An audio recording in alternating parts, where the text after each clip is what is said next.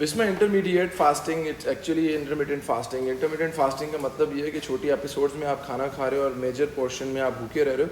زیادہ major portion میں بھوکے رہنے کا کیا فائدہ ہو رہا ہے؟ ایک تو یہ ہو رہا ہے کہ باڈی کے اندر اور ٹاکسنز ہوتے ہیں، تو آٹومیٹیکلی جب آپ زیادہ کم کھاتے ہو تو آپ کے it's good for your body but not for a longer period, ایک چھوٹے اسپیسیفک ٹائم کے لیے.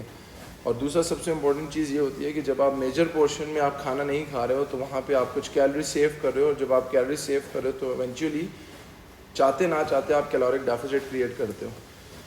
6 and 12 آورس کے اندر آپ ایٹنگ پیٹرنز رکھ سکتے ہو. جو بگنرز ہیں، جنہوں نے پہلے دفعہ کیا، ان کے لیے 12 گھنٹے کا ایک بریکٹ ہوتا ہے. مطلب صبح 8 بجے اٹھ رہے ہو تو شام 8 تک آپ نے کھانا کھانا ہے، 20 کے بعد کچھ بھی نہیں کھانا. رات 8 کے بعد صبح 8 تک آپ پانی پی سکتے ہو لیکن آپ اس میں کچھ کھا نہیں سکتے. اب ہوا کیا کہ اگر ایک دن میں آپ 2400 کیلریز لے رہے تھے تو آپ نے ہاف کیا، تو ایک رف آئیڈیا یہ ہے کہ 1200 کیلریز سیو کر لیں. یہ 1200 کیلریز جو ہیں یہ جب آپ 7 ڈیز تک سیو کرو گے تو 1 کلو فیٹ کم ہوگا، because 1 kilo fat is equal to 7700 calories. دوسری چیز، جب آپ انٹرمیڈیٹ فاسٹ کرتے ہو تو آپ کی جو بھوک کی ٹیمپٹیشن ہے وہ کم ہونا شروع ہو جاتی ہے، کیونکہ آپ کے معدے کو عادت ہونا شروع ہو جاتی ہے کم کھانے کی. آپ زیادہ کھاتے ہو آپ کا معدہ بڑا ہو جاتا ہے، آپ کم کھاتے ہو تو آپ کی بھوک اسی حساب سے ہوتی ہے. اگر میں ایک دن میں 8 میلز لے رہا ہوں تو میرا معدہ بڑا ہوگا، میرا سائز بڑا ہوگا.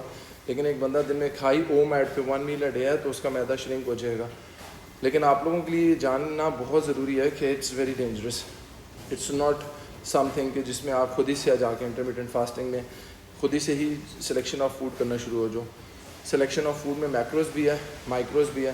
یہ دونوں کا گراف جب امبیلنس ہوتا ہے تو ہیئر لاس ہوتا ہے، باڈی فٹیگڈ ہوتی ہے، کمر میں درد ہوتا ہے، جوڑوں میں درد ہوتا ہے، بال گرتے ہیں، اسکن کا گلو خراب ہوتا ہے، کام میں دل نہیں لگتا، فرسٹریشن ہوتی ہے، اریٹیشن ہوتی ہے، اور الٹیمیٹلی آپ فرسٹریٹ ہو کے آپ کہتے ہو یار بھاڑ میں جائے، جیسی تھی ویسی ٹھیک ہوں، یا جیسا تھا میں ویسے ہی ٹھیک ہوں. اب آپ لوگوں نے کیا کرنا ہے؟ سب سے پہلے آپ لوگوں نے یہ جاننا ہے کہ کسی بھی ایسی چیز کے ساتھ خود سے آپ لوگوں نے ڈاکٹر بن کے اپنے ساتھ ٹیسٹ نہیں کرنا جس کے بارے میں نو ہاؤ نہیں ہے. یہ نالج ہے آپ کی سرٹیفائڈ نیوٹریشنسٹ اینڈ ڈائٹیشین کو.